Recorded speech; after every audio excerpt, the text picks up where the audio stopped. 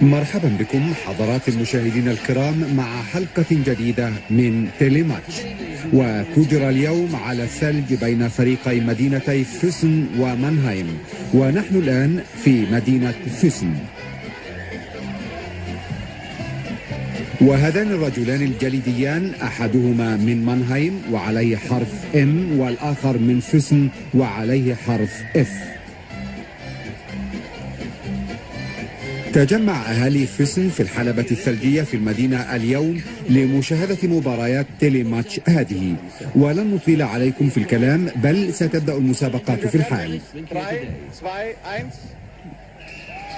انطلقت الصفارة معلنة بدء المسابقة الأولى، وهذه الكرات الكبيرة الحمراء بالونات يتنافس الفريقان على فرقعتها، ولكن بطريقة تيليماتش الخاصة، أي يجب فرقعتها بهذه التماثيل المضحكة المثبتة على زحافات. وإذا حدث وانقلب التمثال هكذا وجب سحبه إلى خط البداية وتصحيح وضعه قبل استعماله مرة ثانية.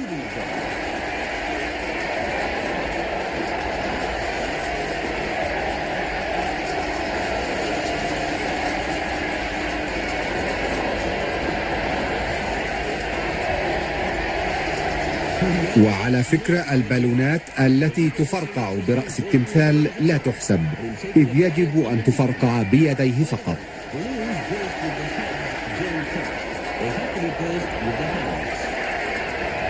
منظر مضحك جدا.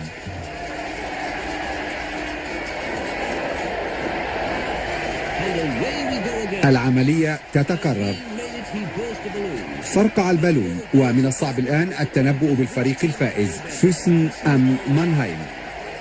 بالتأكيد لم يشعر بأي ألم لأنه محاط بالوسائد، ولكن ماذا يفعل لاعب مانهايم تحت البالونات؟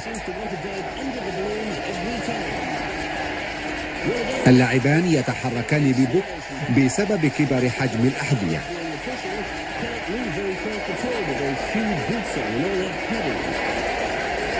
نسيت أن أقول لكم إن الوقت المحدد لهذه المسابقة دقيقتان فقط، والفريق الفائز طبعا هو الذي يتمكن لاعبه من تفجير أكبر عدد من البالونات.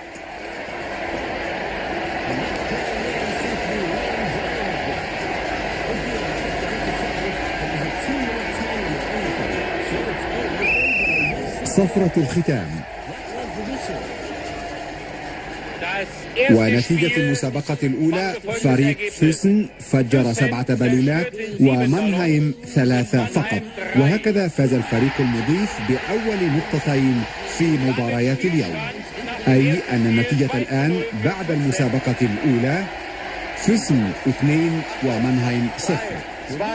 وهذا هو فيل تيليماتش، وطبعا لاحظتم أن في كل ساق لهذا الفيل لاعبا، وهم جميعا من فريق مانهايم، وهم يتعاونون معا في إدخال أكبر عدد من الكرات في الهدف، ويبلغ مجموع هذه الكرات 50 كرة. ومن الممكن اعتبار هذه اللعبة خليطا من كرة القدم والتزحلق على الثلج، بل ويمكن اعتبارها نوعا من ألعاب السيرك. تلاحظون من منظر الساق صعوبة التحرك داخلها. وتجرى هذه المسابقة على دورين، وهذا دور مانهايم، والزمن المحدد لها 2:30 ثانية، والفريق الفائز هو الذي يتمكن من إدخال أكبر عدد من الكرات في الهدف. يظهر الهدف هنا إلى اليمين، وقد وضعت عند فتحته خشبة مستعرضة لتزيد من صعوبة دخول الكرات فيه.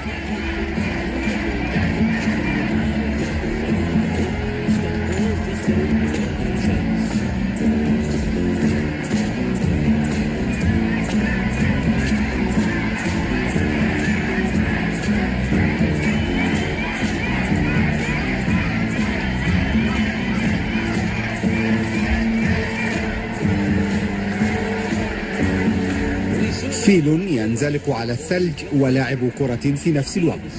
إنها فكرة غريبة لا تظهر إلا في مباريات تيلي ماتش فقط.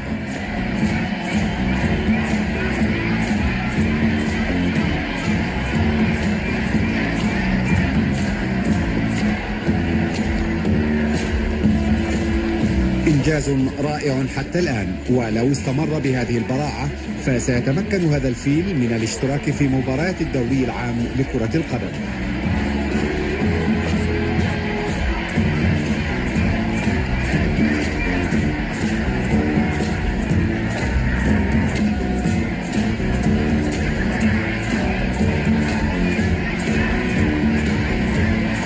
لم أشرح حتى الآن القواعد العامة لمباريات تيلي ماتش خاصة لحضرات المشاهدين الجدد. على أي حال سأشرحها أثناء دور فريق فيسن. باقي 5 ثواني. أعتقد أن الكرة الأخيرة دخلت الهدف قبل الصفارة، ولكن فلننتظر رأي الحكام. ستحسب الإصابة الأخيرة، ولكن لن تحسب التي أدخلها الفيل بساقه الخلفية بعد انتهاء الزمن بثانية. 11 إصابة لمانهايم، والدور الآن لفريق فيسن. 3 2 1. بدأ فريق فيسن.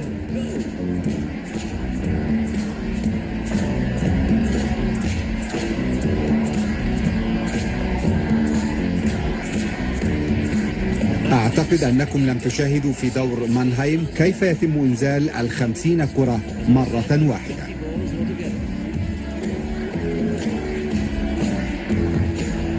هل يا ترى سيكون فيل فيسن أكثر براعة في كرة القدم عن فيل مانهايم؟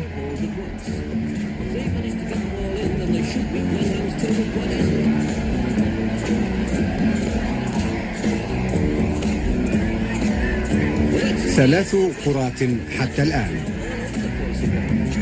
ويبدو أن هذا الفيل من نوع متأخر.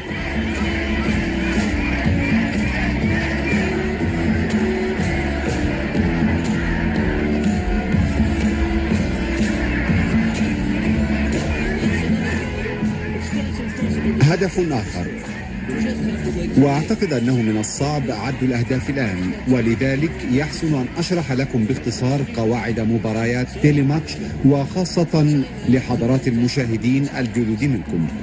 تقام مباريات تيلي ماتش دائما بين مدينتين، وتتكون كل مباراة من 11 مسابقة، 10 مسابقات عادية ومسابقة استثنائية سأتكلم عنها في حينها.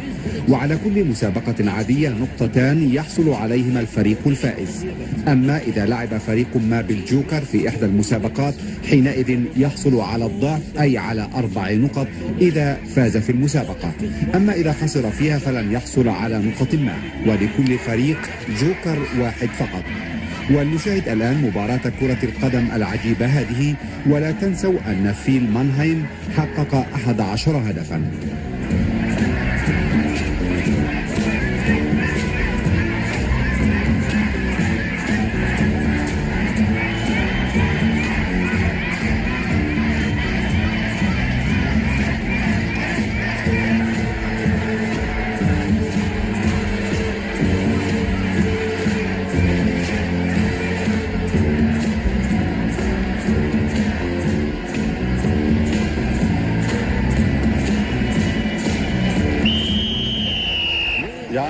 انتهى الزمن، ولنرى كم هدف لفيل فيسن. 6 7 8. لم يتمكن فيل فيسن إلا من تسجيل 8 أهداف، وبذلك فاز فريق مانهايم بأول نقطتين له اليوم. الفريقان الآن متعادلان بنقطتين لكل منهما.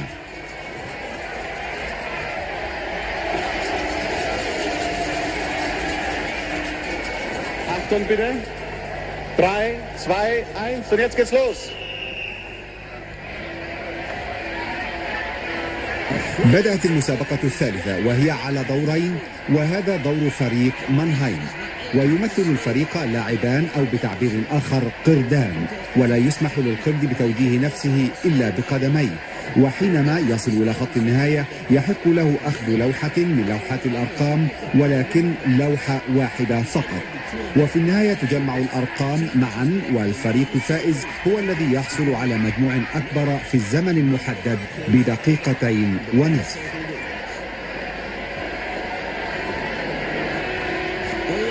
يبدو أن خللا ما أصاب ساعة التلفزيون. على كل حال لدى الحكام ساعاتهم الدقيقة، ولكنكم لن تتمكنوا الآن من متابعة التوقيت في هذه اللعبة. طبعا لا يسمح للقرد إلا بأخذ لوحة واحدة فقط.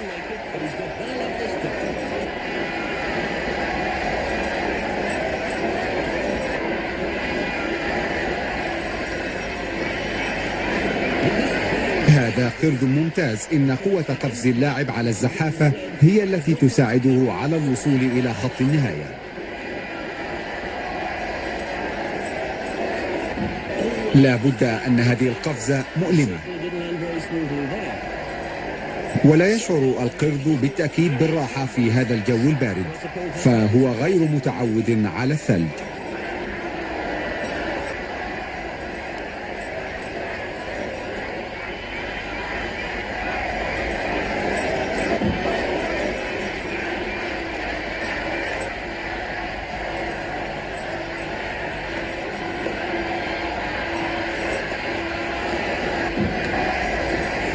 لماذا يضع يديه على وجهه؟ هل يخجل من نفسه؟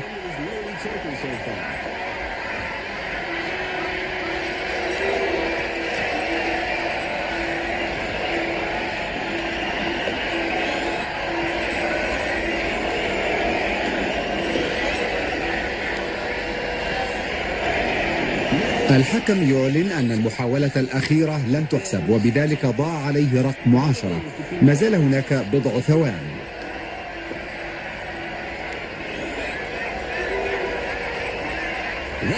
انتهى الزمن، ولنحسب الآن المجموع. أعتقد أن المجموع ليس كبيرا.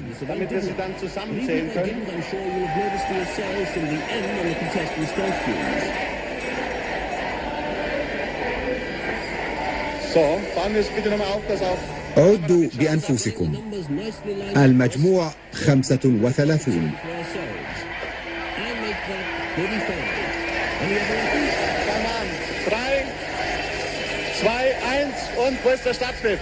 في انتظار بدء دور فيسن. صفرة البداية.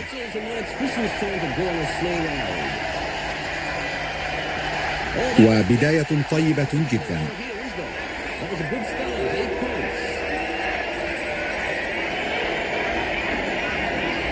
تحتاج هذه اللعبة إلى براعة وسرعة في رد الفعل.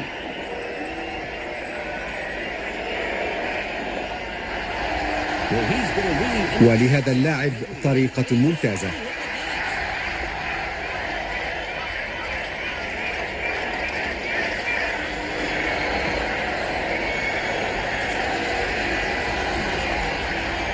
حظ سعيد، لقد أخذ الرقم 10.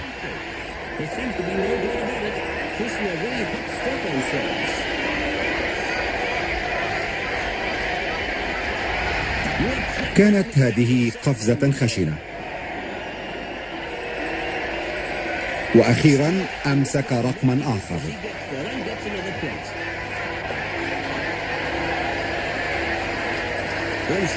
يتظاهر بأنه يتجه إلى الخلف، ولكنه يذهب حيث يريد.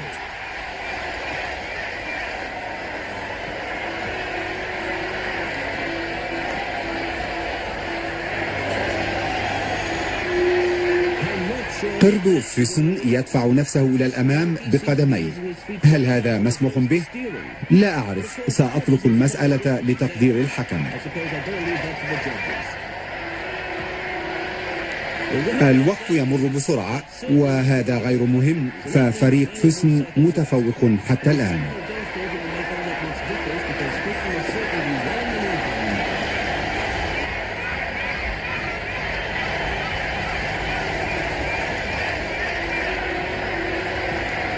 باقي من الزمن 30 ثانية. طبعا إنكم تتابعون التوقيت في الساعة إلى أسفل الشاشة.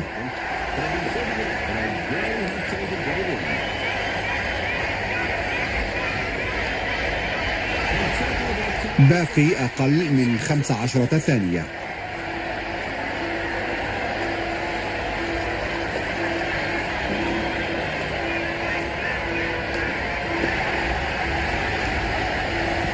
لقد جمع الرقم الأخير تماما مع انتهاء الزمن.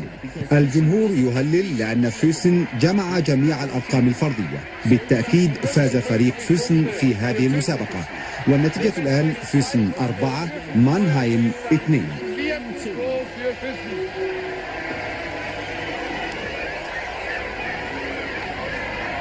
هنا تظهر النتيجة لنا رسميا: فوسن 4 مانهايم 2. So, Achtung. 3, 2, 1. بدأت المسابقة الرابعة وبطلاها هذان الرجلان الثلجيان، أو بتعبير أدق المرأتان الثلجيتان، لأن داخل كل من التمثالين فتاة، وعلى كل لاعبة منهما أن تتمم تمثالها، وقد جمعتا فعلا الأزرار السوداء.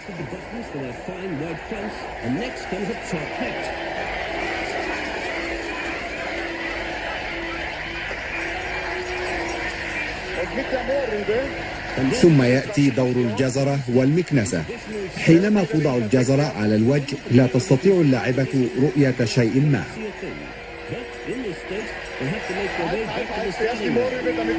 الحكم ينبه لاعبة فوسن إلى ضرورة وضع الجزرة أولا قبل أن تبدأ في العودة. والآن بسرعة إلى خط البداية. لا تنتهي المسابقة إلا بعد أن ترفع المدربة الجزرة من وجه لاعبة فريقها، كما تفعل مدربة فوسن. احتاجت لاعبة فوسن إلى 57 ثانية، أما لاعبة مانهايم فقد ضلت الطريق.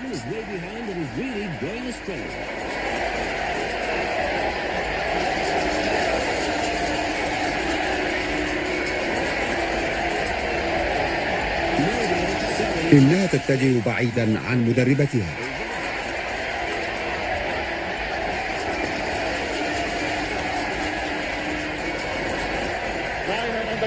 تبدو وكأنها ستهاجم مقدم البرامج إيرهارد كيلر.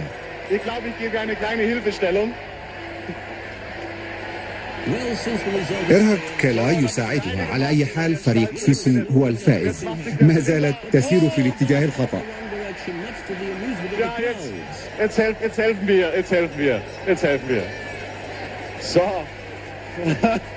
وأخيرا وصلت. طبعا النتيجة معروفة.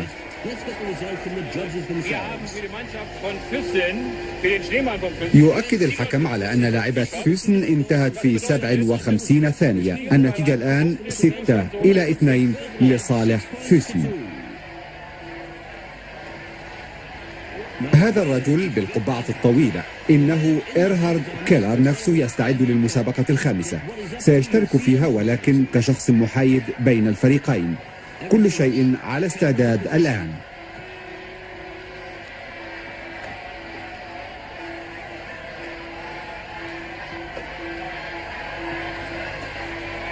صفرة البداية.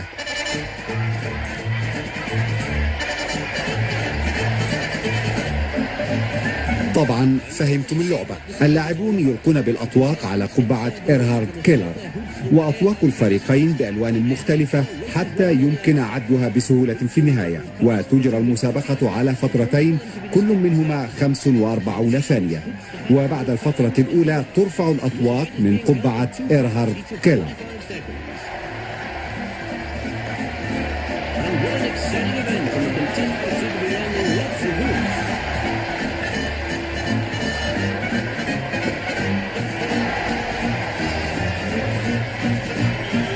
انتهت الفترة الأولى وإيرهارد كيلر يتخلص من الأطواق، وفي الواقع يعتبر إيرهارد أنسب مقدمي البرامج لهذه المسابقة، لأنه كان من أبطال التزحلق فيما مضى، وحاز على الميدالية الذهبية مرتين في سباق 500 متر على الثلج.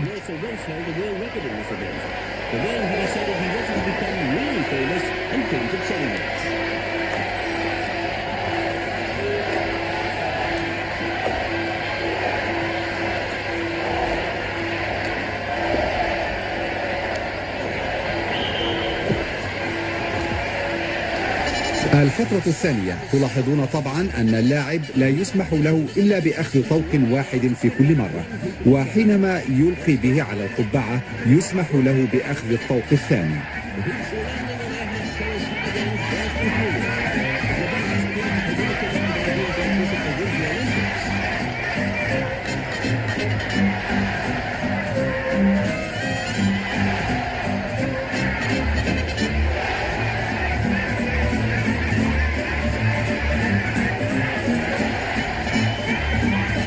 لا بد وأن الأطواق أصبحت ثقيلة.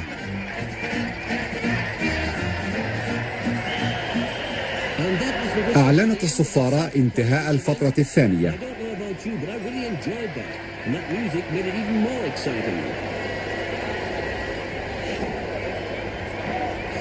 إرهارد كيلر يخلع زيه ليعود كما كان مقدما للبرامج. Und jetzt natürlich muss ich mich wieder in die Normalverkleidung umziehen.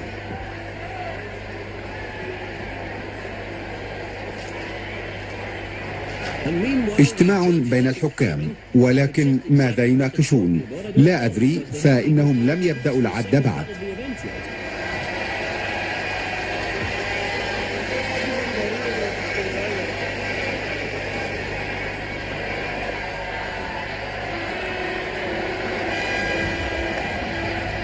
قسمت الأطواق حسب اللون ويبدأ العد. 8 10 12 14. ولكن لمن؟ هذا هو سؤال إرهارد كيلر للحكم. إنه لفريق فوسن. والآن نعد لمانهايم. 4 6 8. Da dürfen wir uns das nicht verwirren lassen. 12 13. مانهايم أقل من فوسن بطوق واحد فقط، وهكذا يحصل فريق فوسن على نقطتين والنتيجة 8-2 لصالح فوسن.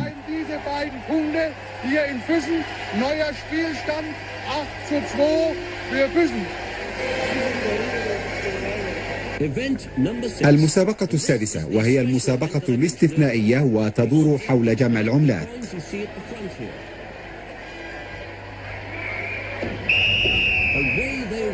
وتدحرجت النقود، والهدف هنا جمع أكبر قدر منها في الزمن المحدد، وتختلف العملات في قيمتها حسب الرقم المكتوب عليها، ويستبدل فريق أقراصه بعد ذلك بالماركات، وتذهب هذه المبالغ بعد ذلك لبلدية كل مدينة للأعمال الإصلاحية فيها. ولا يستطيع أي لاعب من الاثنين رؤية شيء ما، لأن القناع الذي على رأسه يحجب الرؤية تماما.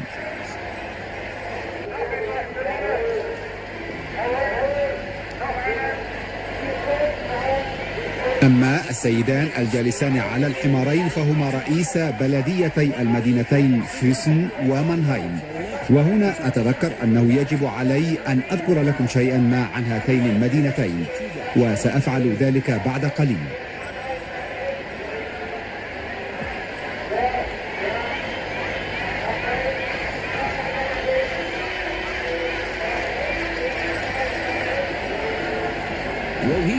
يبدو أنه يلعب بالنقود بدلا من جمعها. والآن سأذكر لكم شيئا عن المدينتين، ولنبدأ بمدينة الفريق الزائر مانهايم. إنها تختلف عن بقية المدن التي تشترك في مباريات تيليماتش لأنها كبيرة، إذ يسكنها نحو 300,000 نسمة.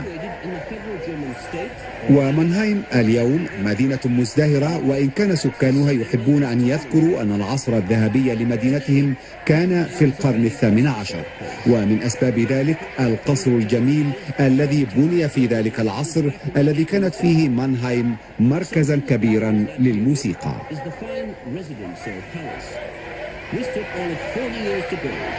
أما مدينة فوسن فشهرتها في أنها مركز لرياضة التزحلق على الثليج، ولها فريق ممتاز للهوكي على الثليج، وهي أكثر المدن الألمانية ارتفاعا وتقع على سفوح جبال الألب. ويقصدها الرياضيون في الشتاء والسواح في الصيف. وخارج المدينة يوجد قصر جميل بناه في القرن الماضي الملك البافاري لودفيغ الثاني.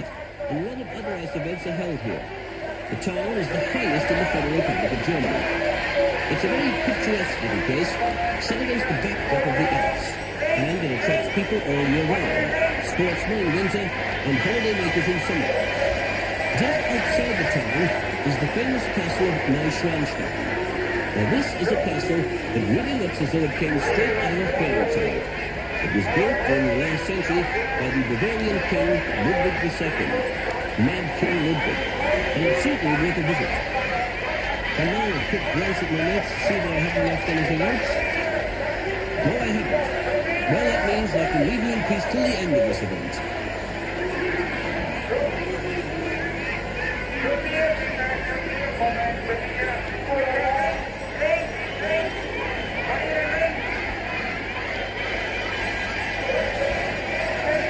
Well, there's one other thing that I've noticed.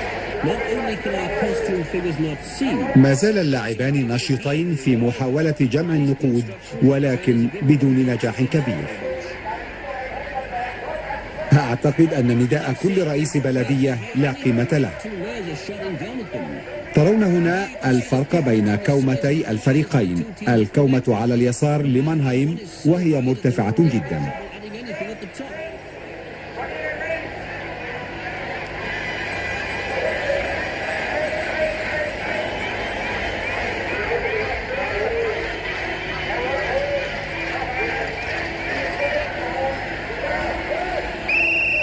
انتهى الوقت المحدد ويبدأ الآن عد النقود. نقود مانهايم في البداية. ونعد مع إيرهارد كيلر.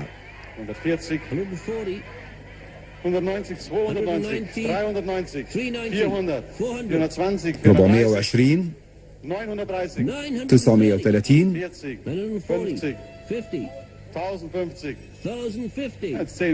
1050.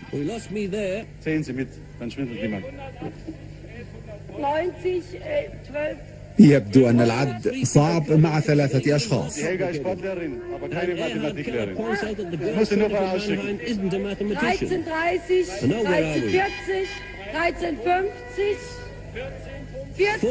1450.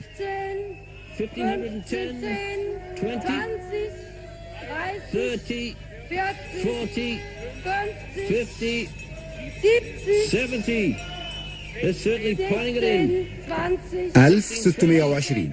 1640. And then the final coin, taking the total. 1690 مارك. 690 Mark für Mannheim. Und jetzt Hedy. Jetzt sind Sie dran. والآن يلي عد نقود فيسن. 360, 370, 390. Sie sind auch Sportlehrerin oder geben Sie Mathematik mit? Nein, 4, 410, 420, 30, 40, 50, 60, 70, 570, 580, 90, 610, 630, 40. المجموع 1140 ماركا. تذكروا النتيجة حتى الآن 8-2 لصالح فيسن. هذا هو نجم المسابقة السابعة. داخل هذا الدب لاعبان من فريق مانهايم وهما بدون أحذية الانزلاق، وهذا أمر هام حتى لا تكون مهمتهما سهلة. ويعترض طريق الدب لاعب من فيسن بحذاء انزلاق، ومهمة لاعب فيسن منع الدب من الوصول إلى خط النهاية أو على الأقل تعطيله بقدر الإمكان. ولأن مهمته أسهل بسبب قدرته على الانزلاق، يجب عليه في كل مرة يدفع فيها الدب إلى ما وراء إحدى العلامات الموضحة في الحافة أن يعود إلى خط البداية قبل مواصلة دفعه للدب. يجب أن يعود لاعب فيسن إلى خط البداية، مما يعطي الدب الفرصة للتقدم مرة أخرى.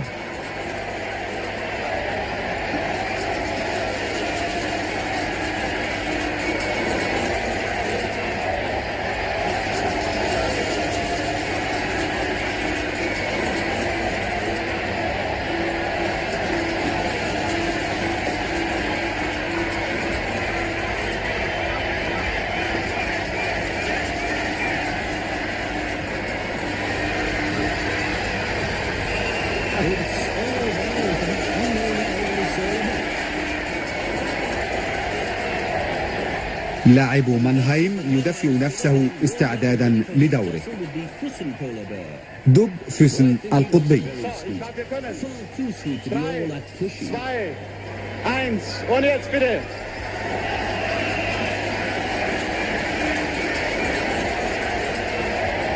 صدمة قوية لا بد أنها مؤلمة.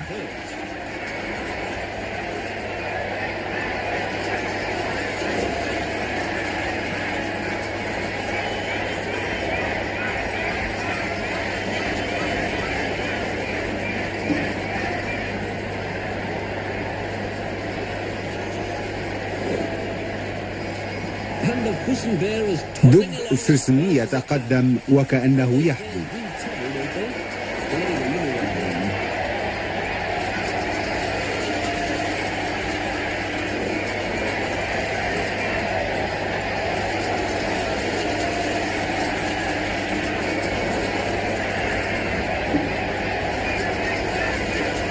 ترون هنا بوضوح ما شرحته من قبل. في اللحظة التي يتراجع فيها الدب إلى علامة 6 أمتار يجب على اللاعب العودة إلى خط البداية قبل دفعه للدب مرة أخرى.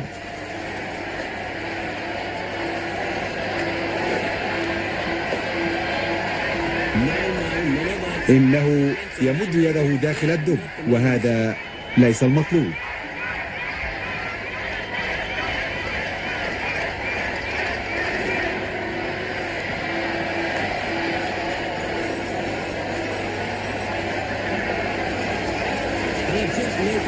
دب مانهايم وصل في دقيقة و17 ثانية وقد تجاوزنا الآن ذلك الزمن. ستكون صدمة للاعبي فوسن حينما يكتشفان ذلك.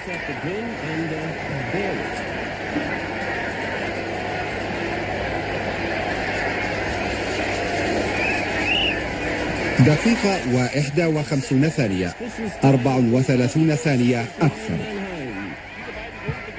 تذهب نقطة هذه المسابقة لفريق مانهايم، والنتيجة الجديدة 8 لفوسن مقابل 4 لمانهايم. الحماسة شديدة بين الجمهور.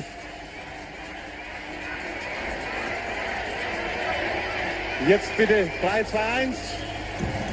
بدأت المسابقة الثامنة.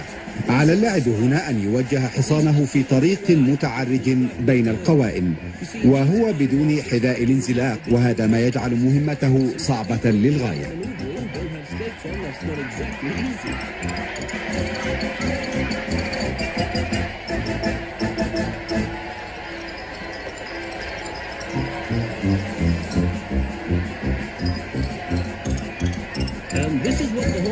حينما يصل الحصان إلى نقطة العودة يحصل على 3 رية جميلة يجب تثبيتها بعناية على رأس الحصان، ثم يعود الحصان في طريقه المتعرج.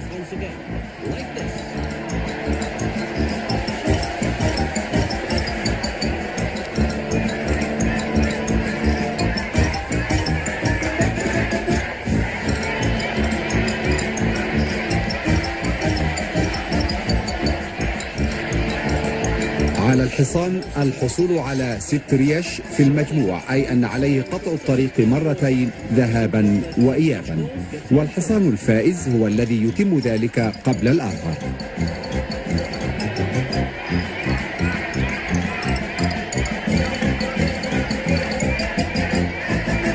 يبدو أن هذا الحصان غير متعود على الثلج.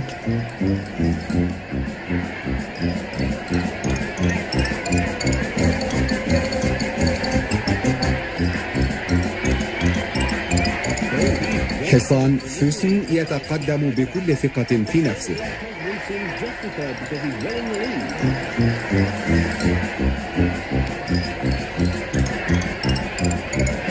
أما حصان مانهايم فحظه سيء فعلا.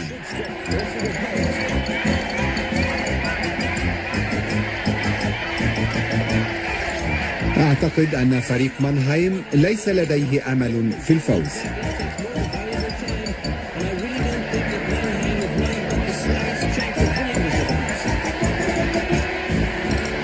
وحصان فوسن في تقدم مستمر.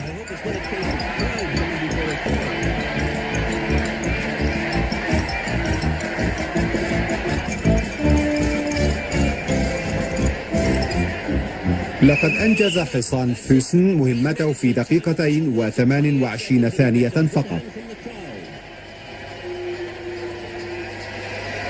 Ja, der Beifall seines Publikums ist ihm natürlich sicher.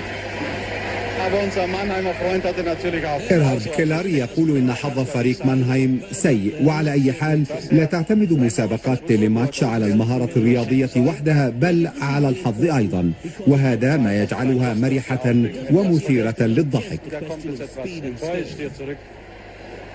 Aber es ist noch kein Bein gebrochen. Die Wertung in diesem Spiel war klar erkennbar. Ross und Reiter von Füssen waren früher im Ziel. الحكم يعلن ما نعرفه سلفا، فريق فوسن فاز بنقطتين.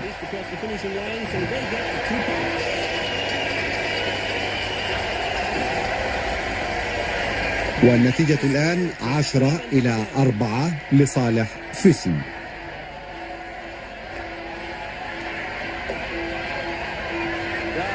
فريق فوسن يلعب بالجوكر، أي أنه سيحصل على 4 نقاط إذا فاز.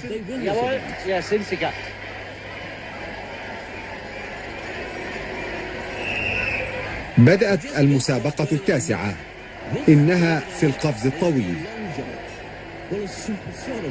هذا ما أقصده، تقاس بدقة المسافة التي قطعها اللاعب.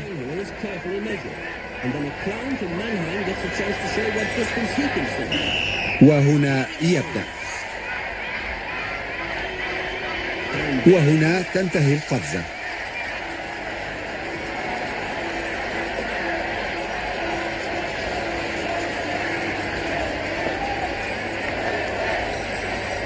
So, Achtung, der zweite Mann aus Füssen. 3, 2, 1, ab. الدور لمهرج أو لاعب فوسن، منظر مضحك يذكرنا بالسيرك.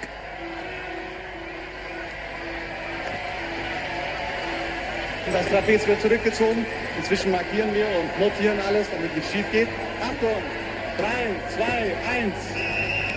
لاعب مانهايم.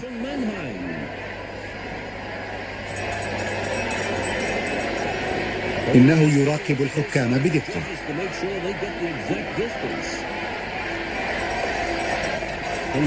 المسافات التي قطعها كل من لاعبي الفريقين، وتلاحظون الفارق بينهما. نسيت أن أقول لكم أن لكل فريق 4 قفزات.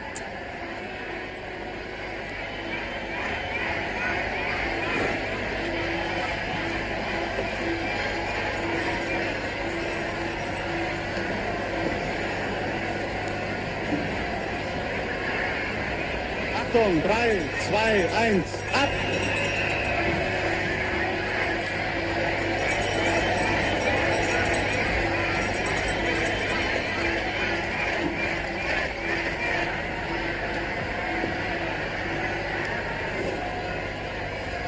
Achtung, 3, 2, 1.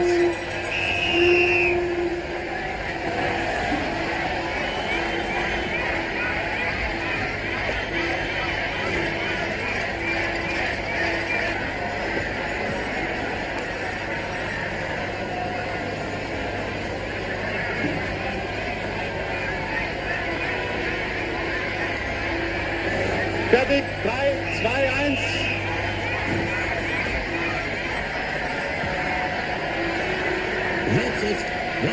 كانت هذه آخر قفزة لفريق مانهايم، ولنرى المسافات الآن.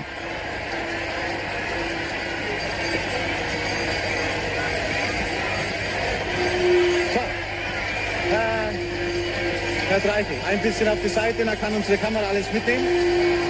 شكرا. الآن ترون الأرقام وتلاحظون أن المجموع النهائي لفريق فوسن أكبر.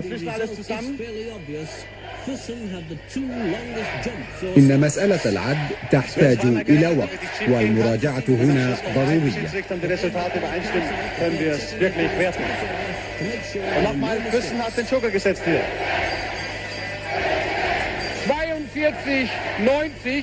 مسافة فوسن الكلية بلغت 42 مترا و90 سنتيمترا ومانهايم 35 مترا.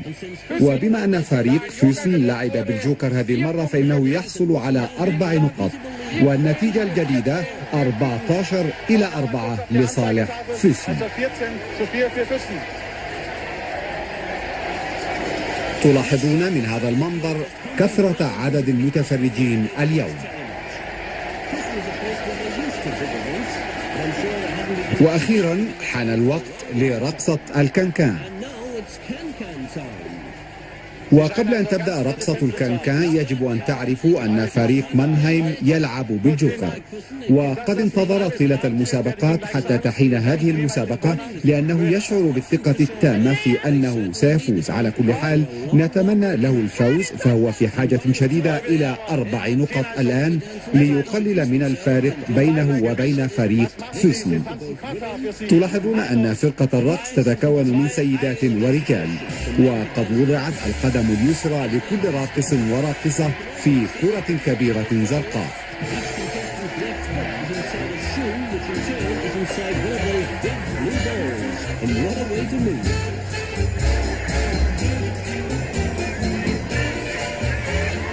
طبعا الموسيقى أسرع من أن تكون موسيقى رقصة الكانكان العادية، حتى يسرع الراقصون في طريقهم المتعرج بين العقبات.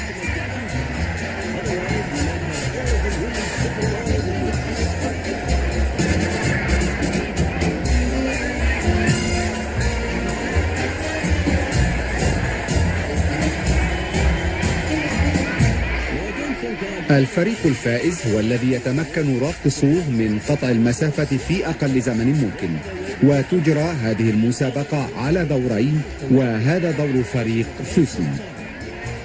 ما زالت أمامهم عقبة واحدة فقط.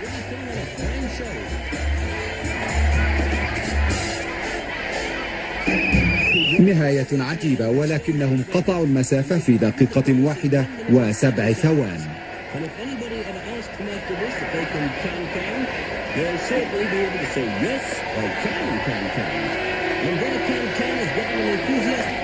So lustig das aussah, aber aussah, die Zeit wird immer genommen. 1 Minute und 7 Sekunden. فريق فوسن قطع المسافة في دقيقة واحدة و7 ثوان فعلا، والآن يأتي دور فريق مانهايم.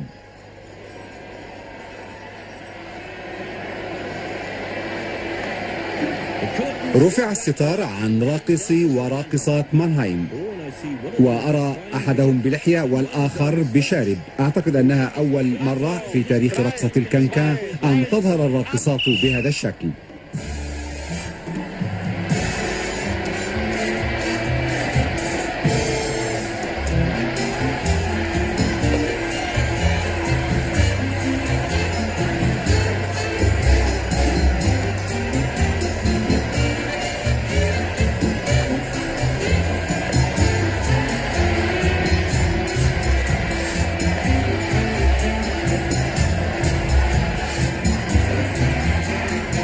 أرى أنهم ليسوا برشاقة فريق فوسن في الرقص.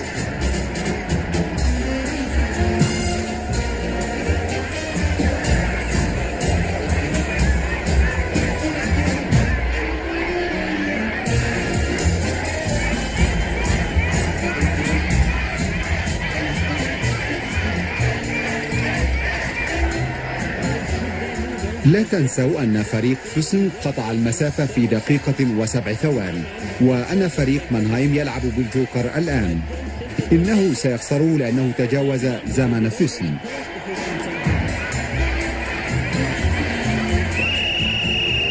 نهاية مضحكة أيضا لرقصة الكانكان.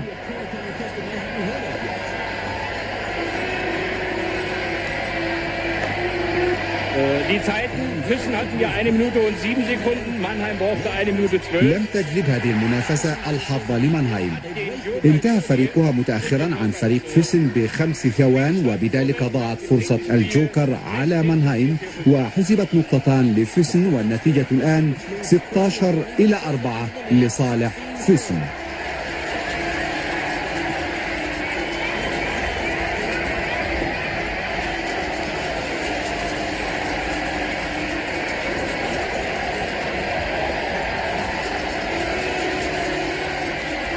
Schließlich leben sie ja sonst im Polarkreis rum. طائر البطريق لابد أنه ضل طريقه وإلا ما حضر إلى بلدة فيسن اليوم. Hier auf unserem eiskalten Parkett ganz gemütlich dahergetrottelt. So, ich glaube, hier ist der erste. هذه هي نقطة الانطلاق على قطعة ثلج طافية، وعلى هذا البطريق وزميله لاعب مانهايم أن يضع أمامه قطع الثلج الطافية ليمر عليها. Vorne auf einem Siegerporträt steht, wird gestoppt oder je nachdem, wie weit er gekommen ist. Achtung! 3, 2, 1, los geht's! هكذا يمارس العمل. اللاعب يدفع بقطع الثلج أمام طائر البطريق حتى يتمكن من متابعة طريقه عليها. وعلى فكرة يجب أن تنزلق قطع الثلج من تحت الحبل ولا يقذف بها. طائر البطريق التابع لفريق فيسن يتحرك برشاقة وخفة وكأنه بطة على الماء، أو بتعبير أصح وكأنه بطريق على الثلج. ويرجع الفضل في ذلك في الحقيقة إلى الطريقة الحذرة التي تلقى بها ألواح الثلج.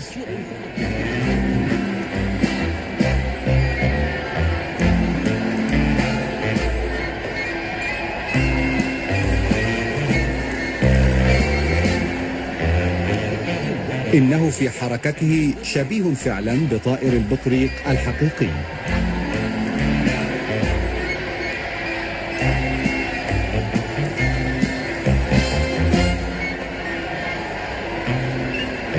يبدو وكأن بطريق مانهايم أكثر تقدما. أعتقد أنها أول مرة نرى فيها بوضوح حافة الحلبة الثلجية. وهنا يبدو طائر البطريق وكأنه يرقص.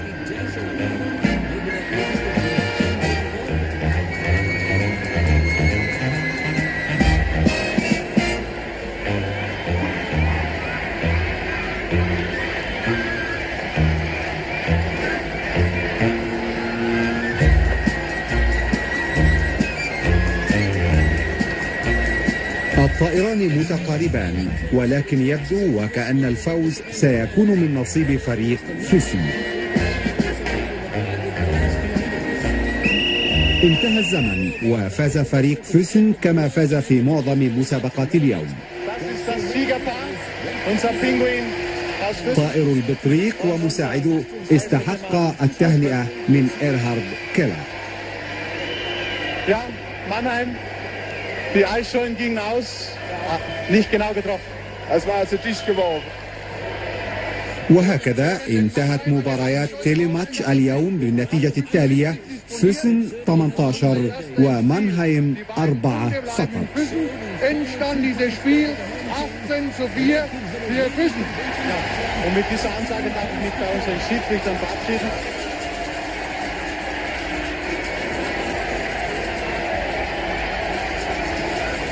وبذلك تنتهي مباريات تيليماتش اليوم.